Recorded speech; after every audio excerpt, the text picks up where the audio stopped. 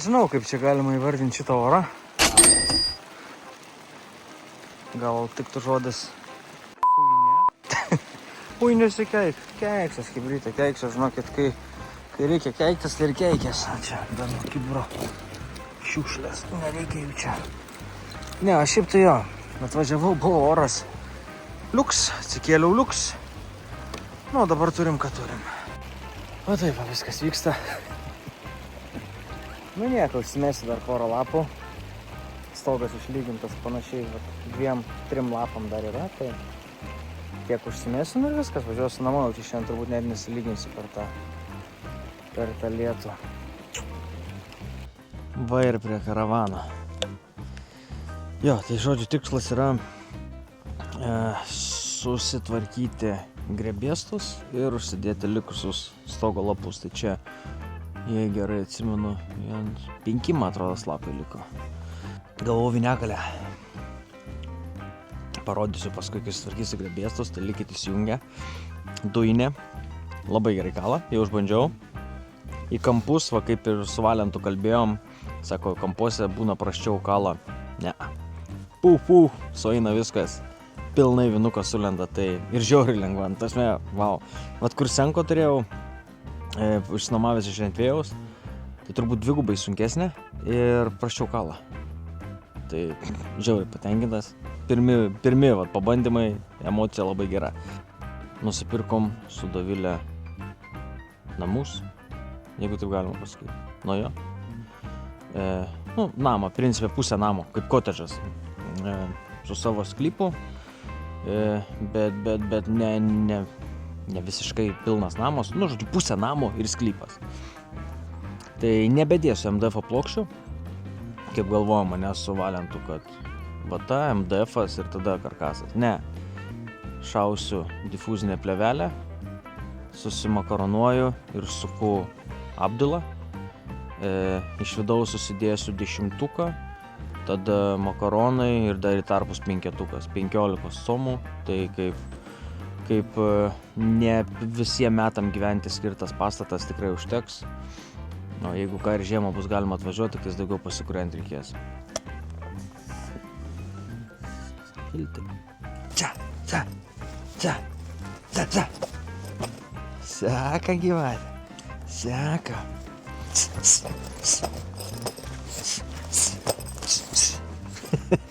Durnelis. Žodžiu, viskas. Einam dirbt. Darbai prasidėjo nuo baldinės faneros susipjaustymo, ją naudojau pakaištukam. Kur reikėjo kišti šiek tiek storiau, tai jau naudojau OSB plokštę supjaustytą. Tai šitas variantas tinka, tik tais negalima ilgai palikti ant lietaus arba apskritai drėgnam ore dėl visiems suprantamų faneros savybių. Tada užsilipau ant stogo, išsitampiau šniūrus ir atsilaisvinau visus grebėstus, kad po jais galėčiau pakišti pakaištukus. O čianais matot mano būtent skardą. Tai yra Simpla 3 iš statybapigiau.lt. Būtent tai, ko man reikėjo karavane. Gera kaina, gražiai atrodo, paprastas montavimas, rekomenduoju. Turiu viniakalę GX90VF. Tai jo, nežinau, dar neišanalizavau. Man atrodo, čia kažkokių reguliavimų daug ant jos nėra. O gal ir yra, nežinau. Tai tiesiog dabar prakalam. Kalbant apie pistoletą, tai viskas su juo tikrai puikiai. Tiesa, žmonės man rašė, kad prie didelių šalčių dujos užšąla ir nebenori veikti, bet aš kadangi nesu kažkoks tai dailidė, tai ir nenaudoju dažnai. Tai susišaudžiau visus vinis, visus grebėstus, kuriuos prieš tai prisisukau, o tada matot, kaip aš kėliausi skardą. Irgi buvo komentuojančių, kad subraižiau visą stogą, tai būkit ramus, neįbrėžiau nei vienoj vietoj. Nu, jeigu ten kažkur smulkiai, tai who cares. Va ir pabaigiam stogą. Super. Žiauriai happy. O iš tikrųjų tai nepabaigiam. Va, liko 2 eilės. Pakištukai baigęs. Neturiu.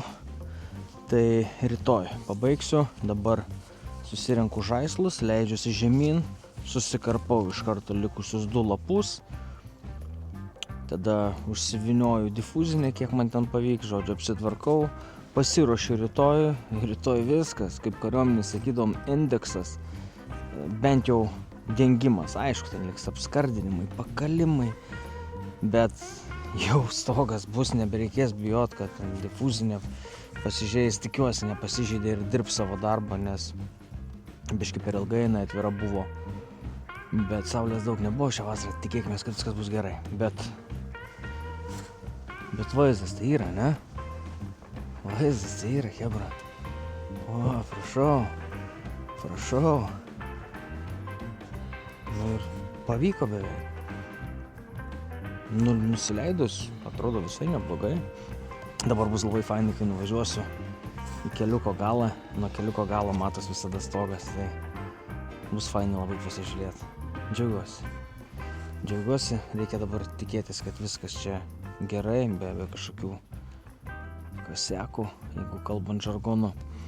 Ir viskas, tai žodžiu leidžiu žemyn ir tvarkausi ir šiandien iš tikrųjų nieko nebefilmuosiu. Tai tiek to stogo dengimo. Kaip ir minėjau, praeitam epizode beveik visą medžiagą praradau su kietuoju disku, kuris sugedo, bet pavyko šiek tiek atkapstyti kamerų ir kompiuterį, tai norėjau nors ir trumpą, bet vis tiek parodyti, kaip viskas vyko. Galbūt kažkam bus lengviau atlikti šitus darbus, o jeigu kažko nesuprato, tai rašykit komentaruose, kaip visada atsakysiu. Ačiū, kad žiūrėjot, paspauskit laiką, pakomentuokit ir paspauskit subscribe. Iki sekančio video. Iki.